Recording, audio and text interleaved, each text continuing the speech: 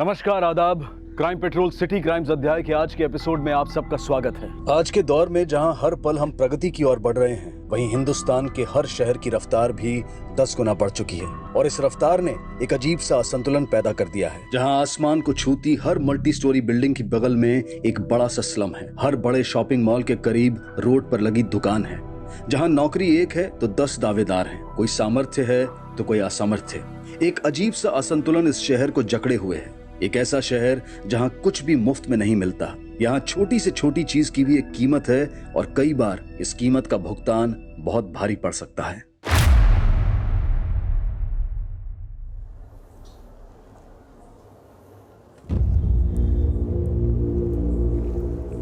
नहीं बंटी, ये पाप है।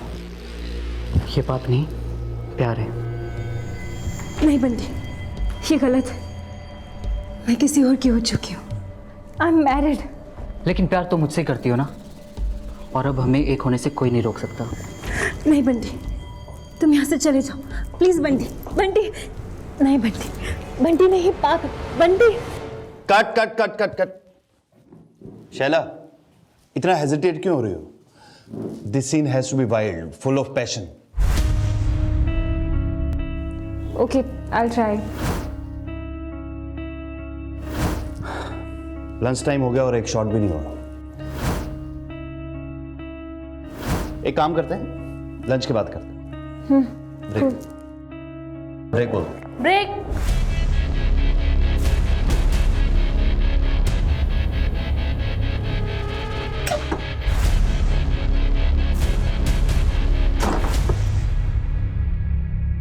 तुम शैला कहाँ है यार? 5 बजे निकल जाऊंगा मैं। एक फिल्म करते ही सब अपने आप को सुपरस्टार समझने लगते हैं। शैला रेडी नहीं है क्या? मेरी मर्जी में जहां भी जाऊं, you can't stop me, okay? तुमने अगर मुझे छोड़ा तो मैं तुम्हारा करियर ही नहीं, तुम्हें भी खत्म कर दूंगा। तुम्हारी इतनी औकात। शैला, 1 घंटे से शॉट रेडी है। पूरी यूनिट वेट कर रही है।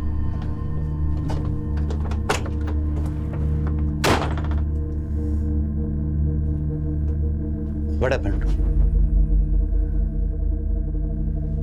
Mahesh, I need a break. I can't work now. I really need to take rest. मैं यहाँ पर पूरा सेट लगा कर बैठा हूँ और तुम्हें ब्रेक चाहिए। I'm sorry Mahesh, पर मुझे 3 दिन का ब्रेक चाहिए। And I promise, वापस आने के बाद मैं एक ही स्ट्रेच में तुम्हारा सारा काम खत्म कर दूंगी। Promise. ठीक है, बट प्लीज अपने वर्ड्स पे रहना। I have invested all the money in this film. I can't suffer losses. Please be back after 3 days. Sure, don't worry.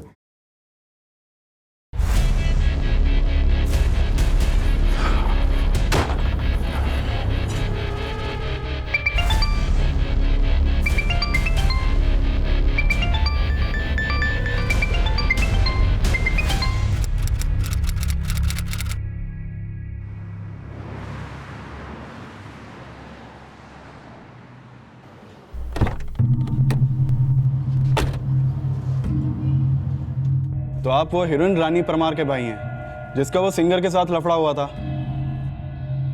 क्यों, बहन ने फिर से कोई लफड़ा कर दिया क्या? सर, एक्चुअली मैं आपसे शैला पठान के बारे में बात करने आया हूँ। कौन शैला पठान? सर, वो मेरी फिल्म की एक्ट्रेस है। मैंने उसे पहली फिल्म बेवफा हसीना में लॉन्च किया था, वो 70s के सुपरस्टार रमेश खत्री जी के साथ। अब ये मेरी दूसरी फिल्म मेरे प्रेयसी में काम कर रही है। नहीं बंटी, ये पाप है। ये पाप नहीं, प्यार है।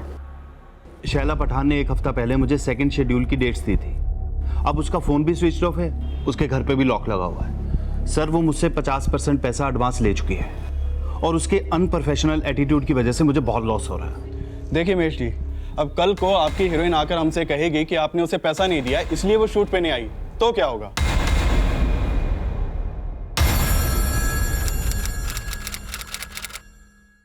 अरे मैंने भी उसको बोल दिया, तू एक्टर है तो क्या हुआ, मैं भी रिपोर्टर हूँ। ऐसा लिखूंगा ना उसके बारे में कि इंडस्ट्री में कोई काम नहीं देगा उसे। हाँ फरमान भाई बोलो। निसार, मुझे एक आर्टिकल छपवाना है। तेरे न्यूज़पेपर में। कैसा आर्टिकल?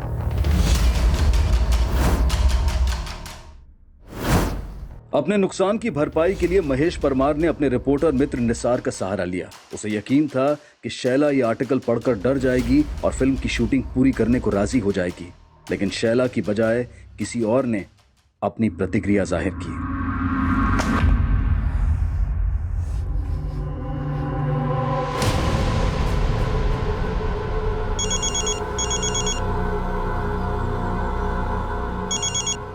हेलो। ये क्या बकवास लिखी है तूने शैला के बारे में? जो भी लिखा है उसके लिए अगले आर्टिकल में माफी मांग, वरना। एक मिनट, आप है कौन? शैला का अंकल। अंकल? पर शैला है कहाँ? अरे मैं उससे मिलकर सब कुछ क्लियर कर लूंगा। शैला किसी से नहीं मिलना चाहती। हेलो।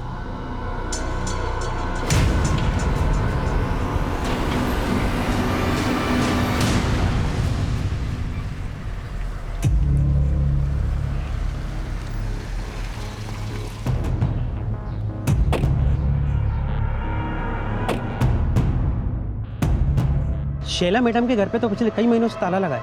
अच्छा, वो और उसकी फैमिली गई कहाँ, कुछ पता है आपको? वो सब तो हमको नहीं पता, लेकिन कई दिनों पहले सब एक साथ निकले थे यहाँ से।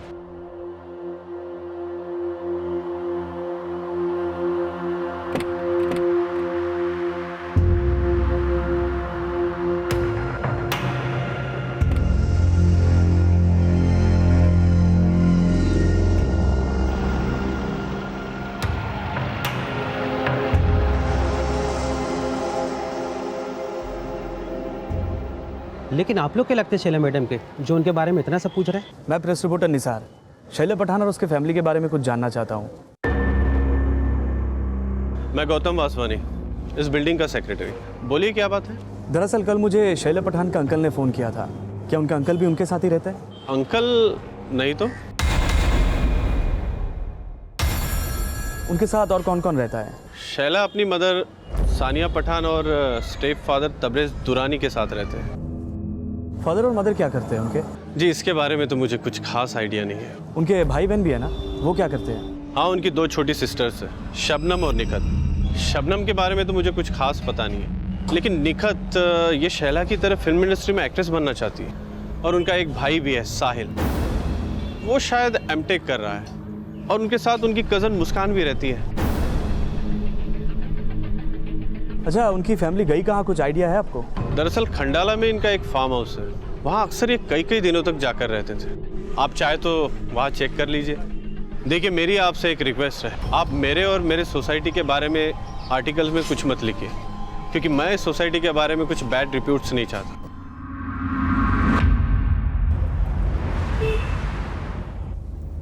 इस एरिया में 3 और 2 BHK फ्लैट्स मिनिमम 6-7 करोड़ के होंगे। वैसे इसके फैमिली के पास इतने पैसे आए कहाँ से? इसके फादर क्या करते थे?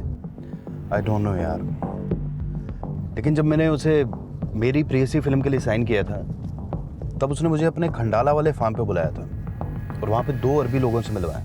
Mahesh, he is Tayyab bin and he is Razidul. Nice meeting.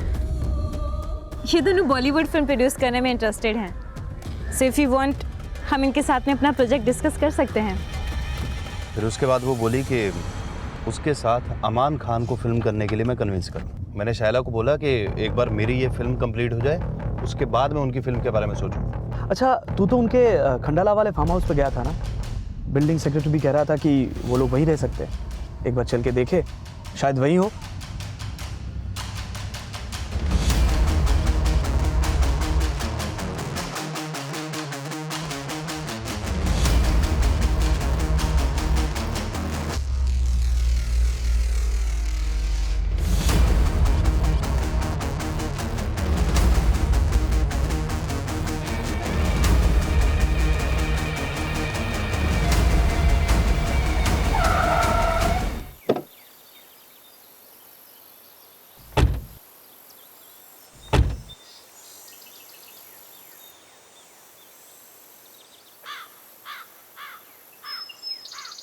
यहाँ पे तो कोई भी नहीं दिख रहा। गार्ड भी नहीं दिख रहा यार।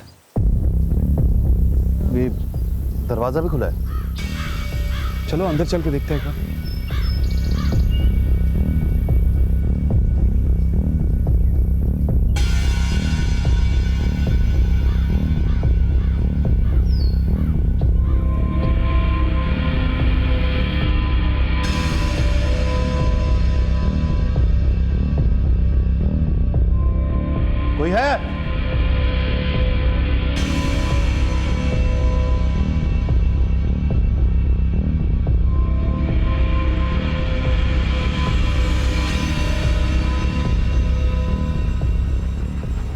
निसार, ऐसे अंदर जाना ठीक नहीं है। कुछ ठीक नहीं लग रहा तभी तो जा रहा हूँ महेश।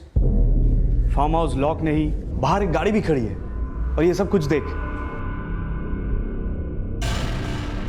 तुम्हें शायला के अंकल ने फोन किया था ना कल? हाँ। एक बार उनको कॉल करके देखो।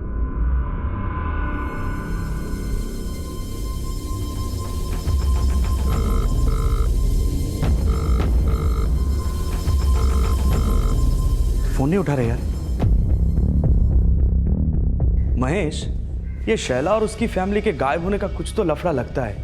ऊपर से अंकल भी फोन नहीं उठा रहे। मेरे प्रोडक्शन मैनेजर के पास शैला के ड्राइवर का नंबर है। शैला के ड्राइवर को पता होगा कि उसके अंकल कहाँ रहते हैं।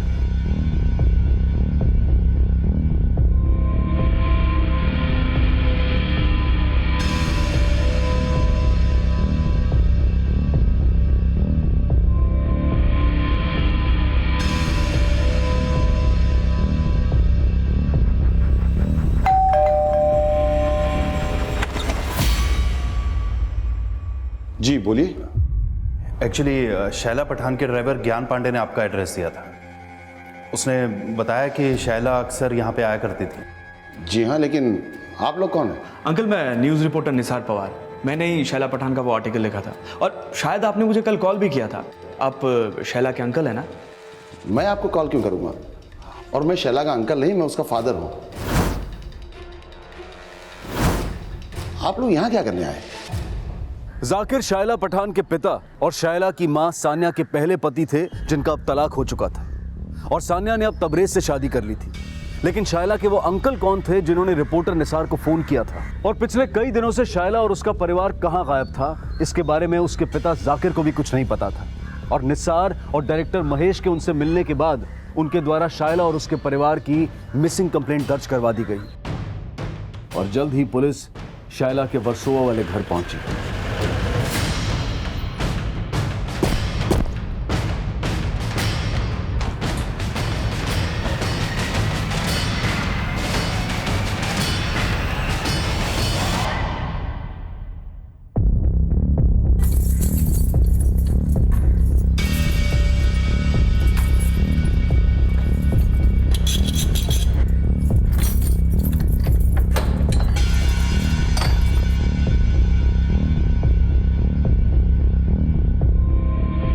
पूरे घर की अच्छे से तलाशी लो।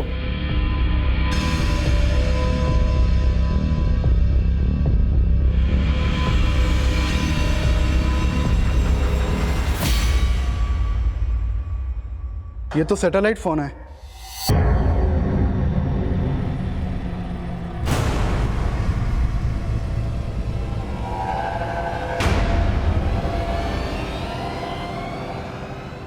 जाकिर जी, आप बता सकते हैं ये उर्दू में क्या लिखा है? सर, ये किसी असामाजिक संगठन से रिलेटेड डॉक्यूमेंट्स हैं।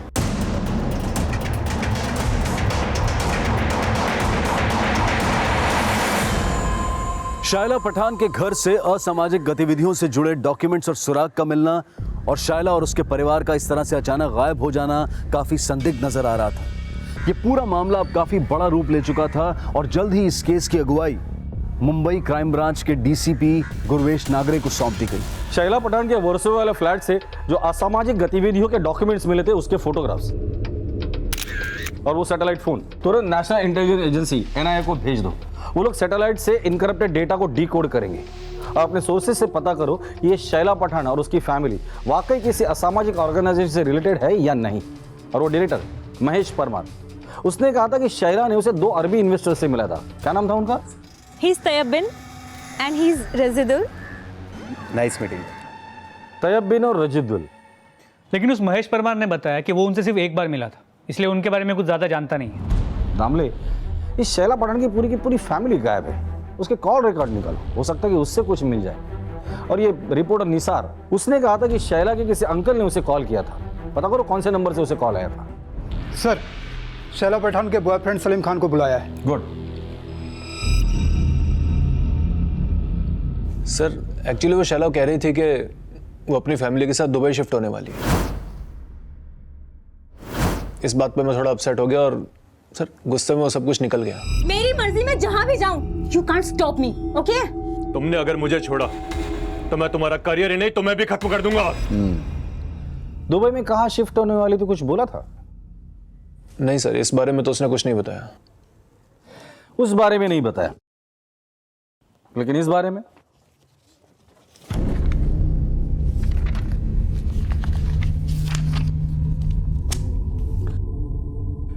उसका असामाजिक संगठन से संबंध था। इस बारे में तो बताया होगा ना उसने?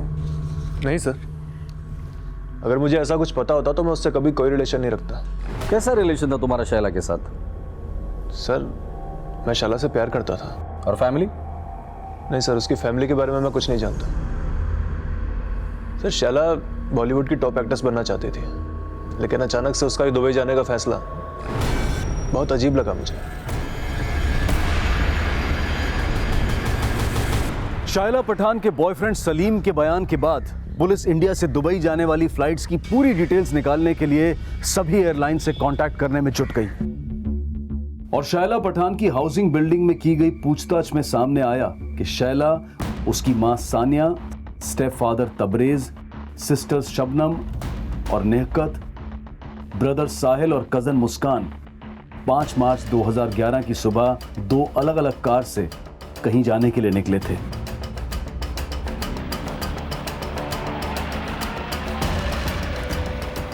लेकिन सलीम के कॉल रिकॉर्ड्स के मुताबिक वो 5 मार्च 2011 को शैला या उसके परिवार के साथ नहीं था, जबकि शैला का फोन 5 मार्च की रात खंडाला में बंद हुआ था, जहां उनका फार्म हाउस था।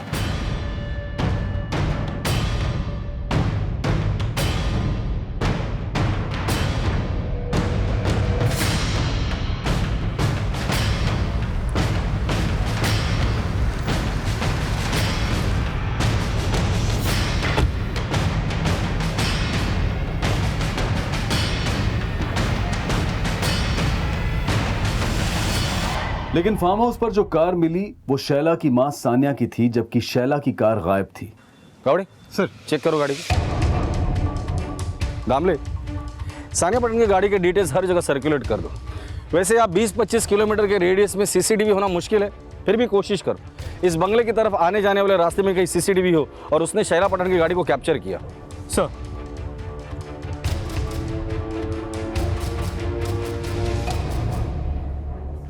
पूरे घर की तलाशी लो, एक भी कोना बचना नहीं चाहिए। दामले, यहाँ कुछ तो हुआ है और जिसने ये सब कुछ किया बहुत होशियारी से किया है। फॉरेंसिक को बोलना यहाँ जो भी टेक्निकल एविडेंसेस मिलता है सब जमा करें।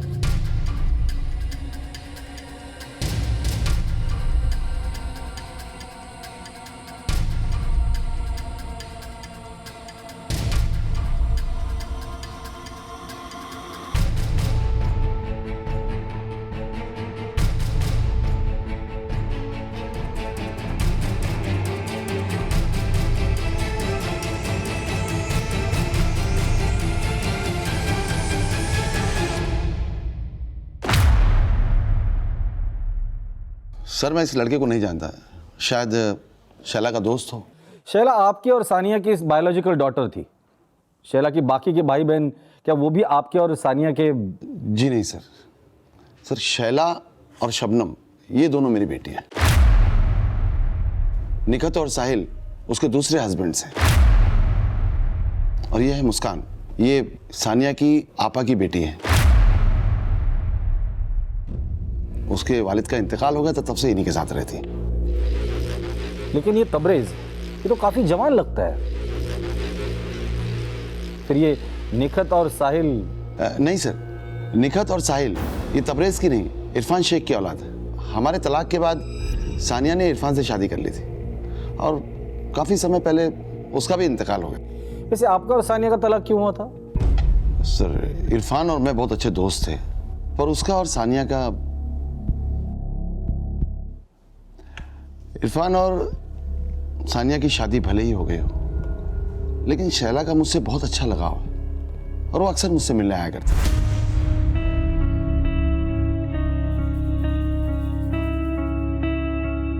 आपका गारमेंट एक्सपोर्ट का बिजनेस है ना? जी।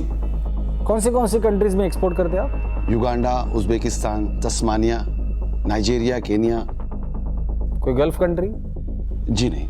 लेकिन सुना है आपकी बेटी शैला के गल्फ कंट्रीज में अच्छे कनेक्शंस हैं।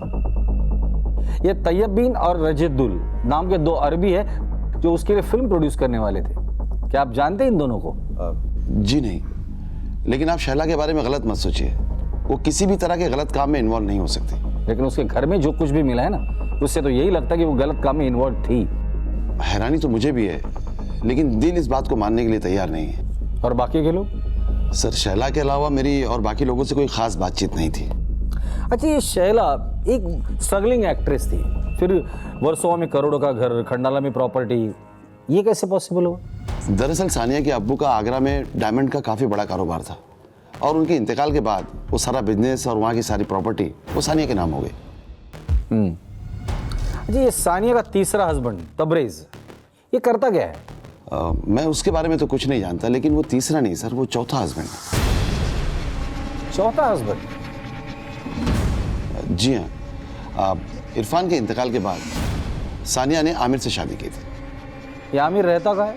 सर, मुंबई का ही है सर, मिल्लत नगर में कहीं रहता है। ये वही आमिर था जिसने रिपोर्टर निसार को शैला के खिलाफ लिखे गए आर्टिकल पर माफी मांगने की धमकी दी थी, और इसने अपने आप को शैला का अंकल बताया था।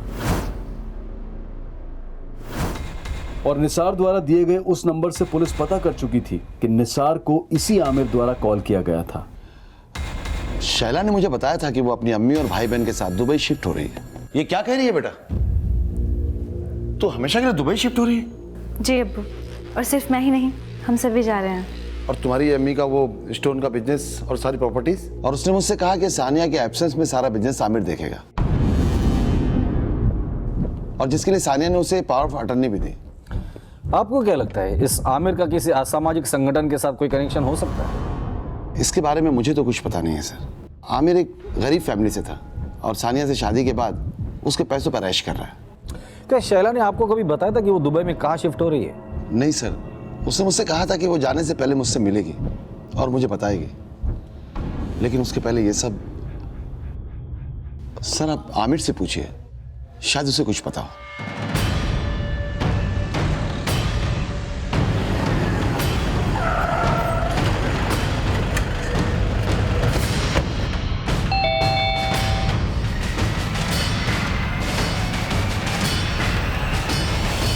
सर, मैंने उस रिपोर्टर को कोई धमकी नहीं दी, बस इतना कहा कि वो शैला के बारे में गलत ना लिखे। शैला और उसके बाकी के परिवार वाले किधर है? मुझे नहीं पता सर। अच्छा, एक बात बता, ये शैला की माँ सानिया, उसने अपना बिजनेस, प्रॉपर्टी सबकी पावर ऑफ अटर्नी तुझे दे दी थी। तेरा ये मिल्लत नगर वाला बुटीक, वो भी उसने तेरे नाम पे किया था, तुम दोनों का डिवोर्स होने के बाद। ऐसा क्यों? क्योंकि सर सानिया मुझ पर भरोसा करती थी। भले ही हमारा डिवोर्स हो गया, लेकिन वो आज भी मेरी कद्र करती है। कद्र करती थी या तेरा खौफ था उसके दिल में? नहीं सर। या सामाजिक ऑर्गेनाइजेशन के साथ किसका संबंध था, तेरा या उनका? मुझे नहीं पता सर, आप तबरेज का पता कीजिए, वो अच्छा आदमी नहीं था। क्या करता था? कश्मीर में एक एनजीओ चलाता था। कश्मीर में? जी सर, तबरेज कश्मीर से है। कश्मीर में कहां से? इस बारे में मुझे कुछ नहीं पता सर।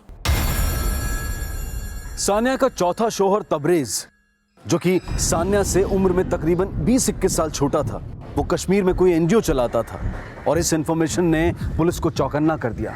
जल्द ही यह भी सामने आ गया कि 5 मार्च 2011, जिस दिन से शैला और उसके घर वालों का फोन बंद था, तब से उन्होंने इंडिया से दुबई तो क्या, किसी भी देश में जाने के लिए कोई हवाई सफर नहीं किया था। तो अब शैला और उसकी फैमिली कहां थी? और अगर 5 मार्च 2011 को शैला अपने परिवार के साथ खंडाला वाले फार्म हाउस पर गई थी, तो फिर अचानक गायब कहां हो गई? और अगर सानिया की कार फार्म हाउस पर थी, तो फिर शैला की कार कहां थी? चौतरफा छानबीन के बावजूद फैमिली की कोई भी लीड पुलिस को नहीं मिल पा रही थी, और ना ही उन 2 अरब इन्वेस्टर्स के बारे में कोई इंफॉर्मेशन मिली थी जो शैला के फार्म हाउस पर देखे गए थे। और अब यह अंदाजा भी लगाया जा रहा था कि कहीं शैला और उसके घर वाले तबरेज के साथ कश्मीर में ना हो।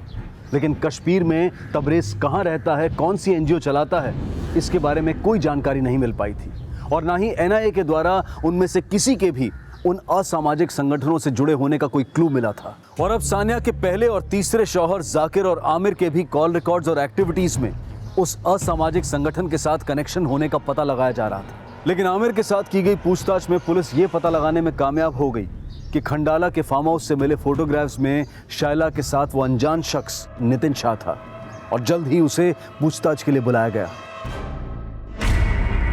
सर, एक वक्त था जब शैला और मैं अच्छे दोस्त हुआ करते थे, लेकिन काफ़ी समय से हम दोनों के बीच में कोई कांटेक्ट नहीं है। अच्छा, पर हमने तो सुना कि तुम और शैला शादी करने वाले थे और शादी के बाद दुबई सेटल होने का प्लान था। सर ऐसा शैला सोचती थी कि मैं उससे शादी करूंगा, लेकिन बहुत ही जल्द मुझे उसकी असलियत पता चली। असलियत? कैसी असलियत? सर करीब 1 साल पहले मेरी और शैला की मुलाकात एक पेस्ट्री पार्टी में हुई थी और फिर हम दोनों काफी मिलने जुलने लगे।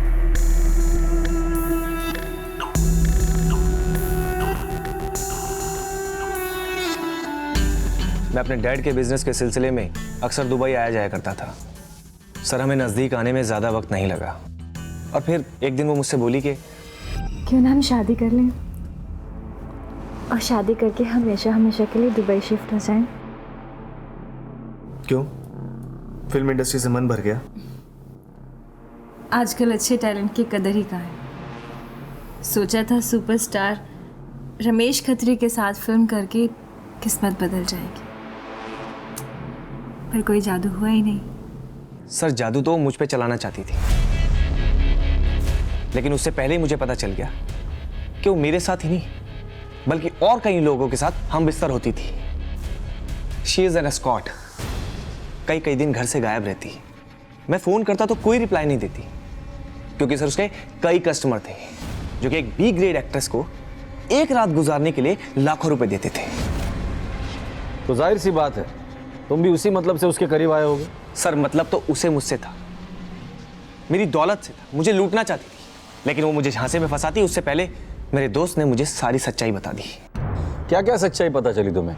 सर मैंने भी न्यूज़ पे सुना कि उसके और उसके परिवार के असामाजिक संगठनों से कनेक्शन है।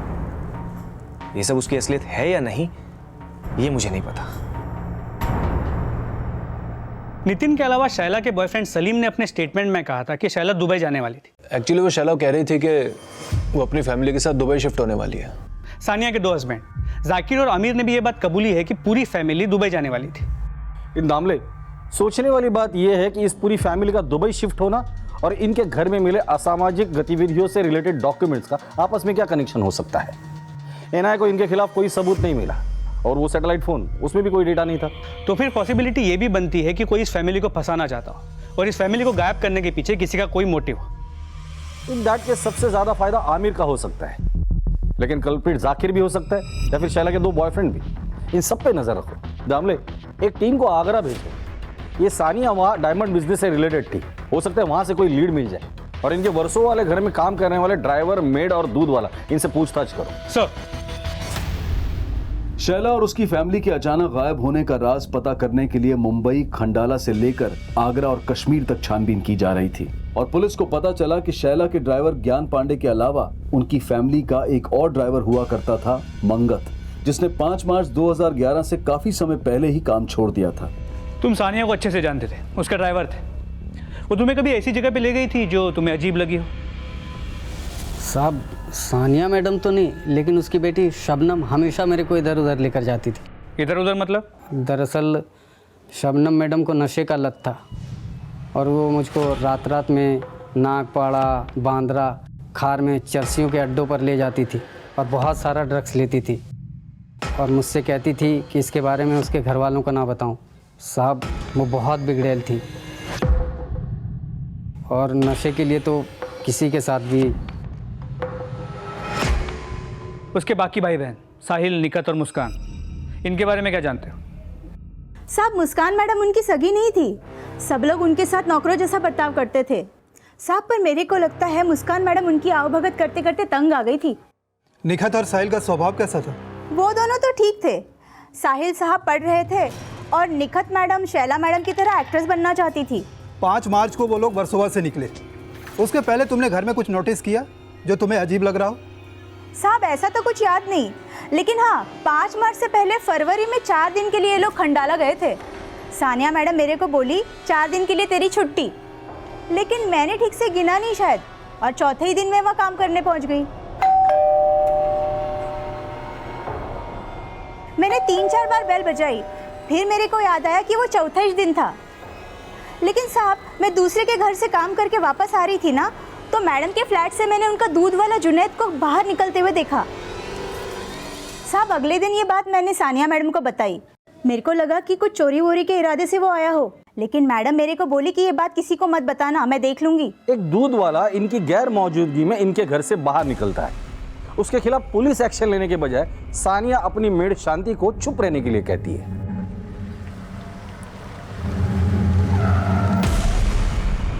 ऐसा तभी होता है जब वो इंसान उसका खास हो या फिर राजदार।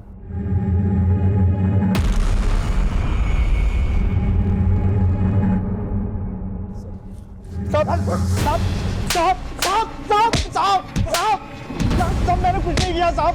शैला पठान के फैमिली के गैर मौजूदगी में उसके घर में क्या करने गया था?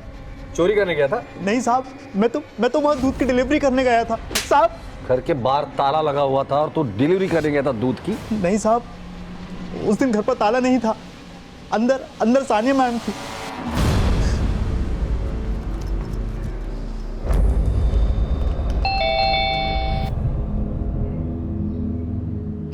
वैसे तो रोज मुस्कान मैडम दरवाजा खोलती थी, लेकिन उस दिन अचानक सानिया मैडम ने दरवाजा खोला। क्या देख रहे हो? जाओ किचन में जाके दूध रखो।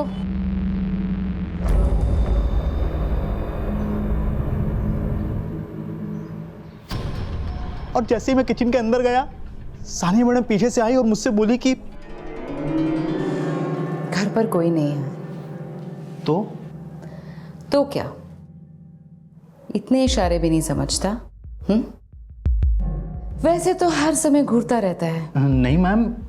शर्मा मत। शर्म तो आपको आनी चाहिए मैडम जी। जवान बेटियां हैं आपकी और आप इस तरह से छी बोलता है मुझे? 2 मिनट लगेंगे मुझे पड़ोसियों को यहां पर बुलाने में। रेप का इल्जाम लग गया ना एक बार तो जिंदगी भर जेल में काटेगा। चुपचाप चल। उसने मुझे ब्लैकमेल करके मेरे साथ साहब अपनी हवस पूरी करने के बाद वो बोली कि मैंने उसका रेप किया है और अगर मैंने उसकी बात नहीं मानी तो वो मुझे साहब जब तक उसके परिवार के लोग नहीं आ गए वहां पर तब तक मुझे जबरदस्ती वहां रहना ही पड़ा। हमसे बचने के लिए कोई कहानी तो नहीं सुना रहा है? नहीं साहब, ये बात सच्ची है।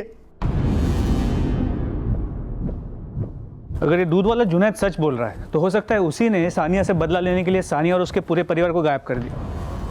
दामले, सोचने वाली बात यह है कि शैला की मां सोनिया, उसका चौथा पति तबरेज, उससे उम्र में कम से कम 20-21 साल छोटा होगा। उसके बावजूद उसने दूध वाले जुनैद के साथ वो सब कुछ किया। तो हो सकता है कि उसका कोई सीक्रेट लवर भी हो और इस सीक्रेट लवर का किसी असामाजिक संगठन के साथ कोई कनेक्शन हो। कमजोरियां तो शैला और शबनम की भी थी।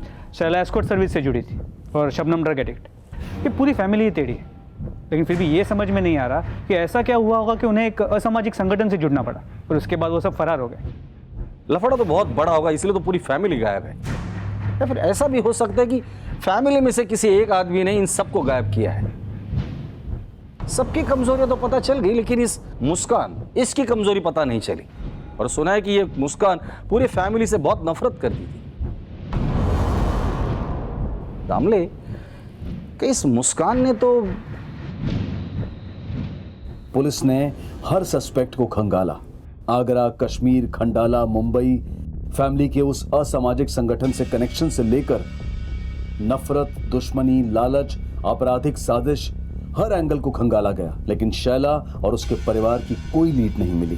पुलिस को शैला पठान की फैमिली के गायब होने का साफ मकसद समझ में नहीं आ रहा था। शैला पठान और उसकी फैमिली को गायब हुए 6 महीने बीत चुके थे, लेकिन अब तक कुछ हासिल नहीं हुआ था।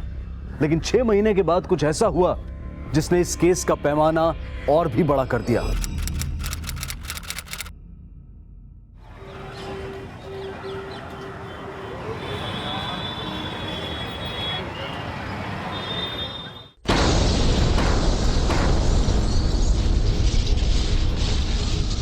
सितंबर 2011 को दिल्ली के भीड़भाड़ वाले इलाके में हुए इस बॉम्ब विस्फोट में 15 लोग मारे गए और 80 से ज्यादा लोग घायल हुए।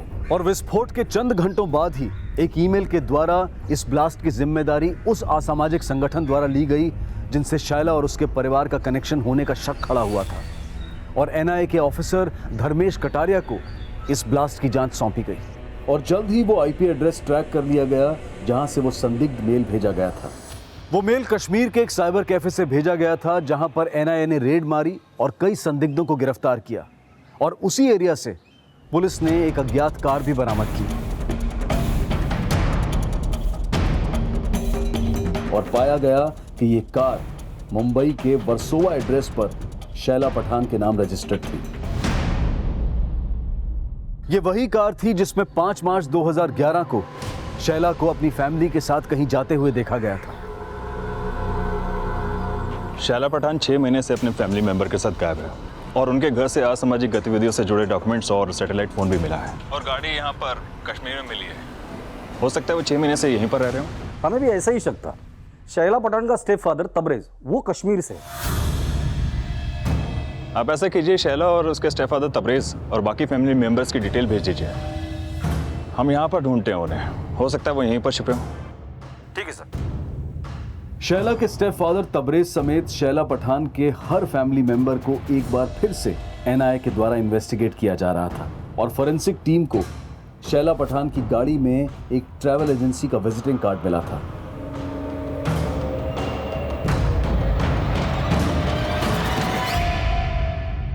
और जब उस ट्रैवल एजेंसी से पूछताछ की गई तो सामने आया कि उस एजेंसी के एक ड्राइवर गणेश को 7 मार्च 2011 को शैला के स्टेप फादर तबरेज ने शैला की कार को खंडाला से कश्मीर ले जाने के लिए हायर किया था, जिसके बाद उस ड्राइवर गणेश से पूछताछ की गई और कई जानकारियां सामने आईं। खंडाला से शैला पठान के कौन कौन से फैमिली मेंबर्स को लेकर तो कश्मीर गया था? साहब मेरे साथ तो कोई नहीं था साहब, पर तबरेज सेठ और उनका दोस्त दूसरी गाड़ी में मेरे साथ साथ चल रहे थे।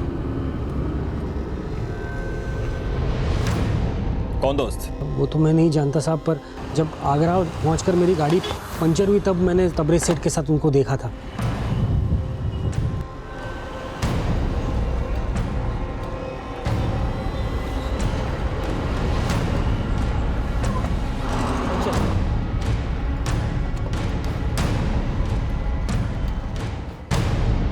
सर ये राशिद खान है। शैला के स्टेप फादर तबरेज के साथ मिलकर कश्मीर के पुलवाना एरिया में एनजीओ चलाते थे, लेकिन ये दोनों सोशल वर्क नहीं बल्कि चैरिटी के नाम पे चंदा इकट्ठा करते थे। तबरेज वहां से असेंबली इलेक्शन भी लड़ा था और हार गया, और उसके बाद वहां से लाखों रुपए लेके गायब हो गए।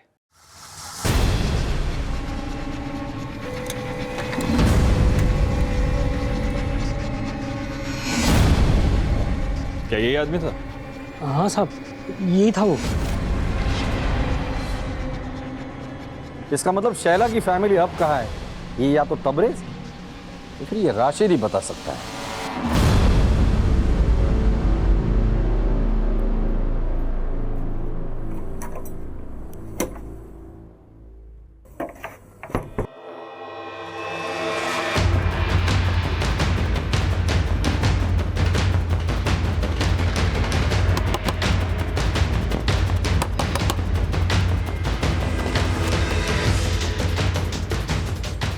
आखिरकार राशिद को एनआईए टीम ने दिल्ली निजामुद्दीन से अरेस्ट कर लिया, और उसके बयान के मुताबिक जल्द ही एनआईए को तबरेज के ठिकाने का भी पता चल गया।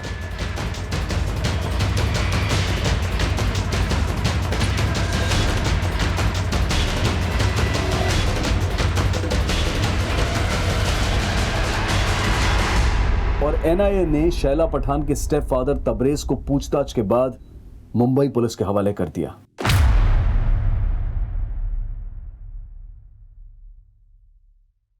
साहब मैंने धर्मेश साहब को ही बताया, मेरा इस बॉम्ब ब्लास्ट से कोई लेना देना नहीं है, मैं कुछ नहीं जानता।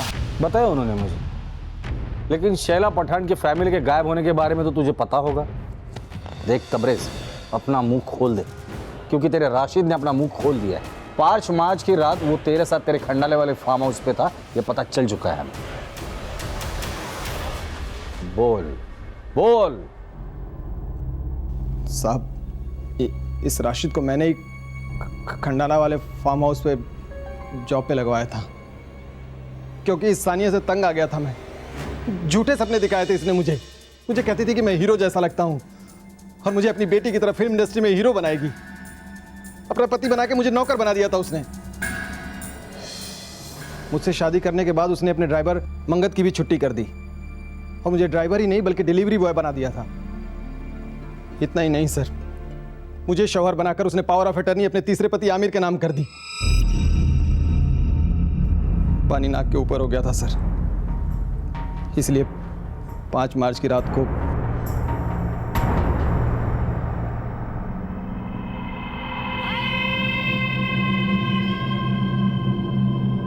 मैंने और राशिद ने वहां पर रॉड और चाकू का बंदोबस्त पहले से ही कर दिया था और जैसे ही मुझे मौका मिला मैं सानिया के साथ अपनी भड़ास निकालने लगा। तूने समझ क्या रखा है? नौकर बनाने के लिए शादी की थी तूने मुझसे? तेरी इतनी मजाल, मुझसे ऊंची आवाज में बात करता है।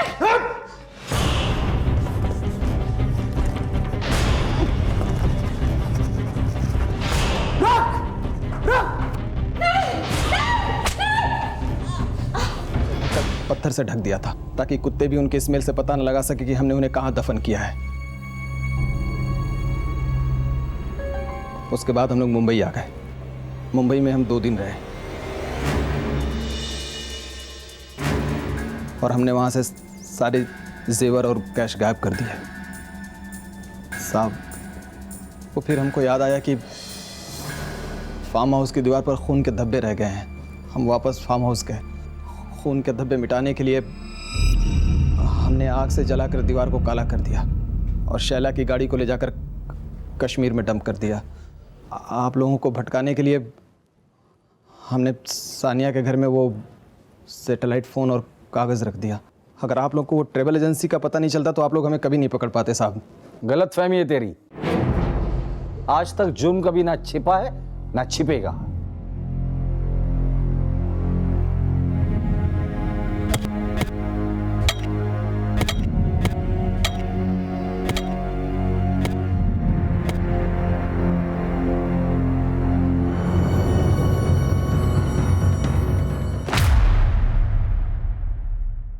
पुलिस ने जब इन बॉडीज का पोस्टमार्टम करवाया तो पता चला कि शायला पठान और उसकी बहनों शबनम और मुस्कान के लंग्स में मिट्टी थी, जो इस बात की तरफ इशारा कर रही थी कि जब उन्हें दफनाया गया था तब वो जिंदा थी।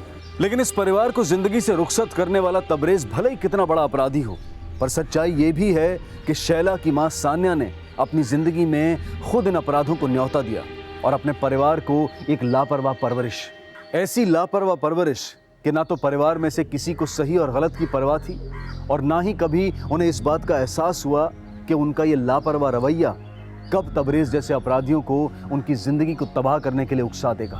अब मैं अनूप सोनी आपसे विदा लेता हूं। फिर मुलाकात होगी अगले एपिसोड में एक और चौंका देने वाले केस के साथ। तब तक अपना और अपने परिवार का ख्याल रखें और देखते रहें क्राइम पेट्रोल सिटी क्राइम्स। सबक एक को, सीख हम सबको। जय हिंद। ऐसे और भी मज़ेदार वीडियो के लिए हमारे चैनल को लाइक, शेयर और सब्सक्राइब करें।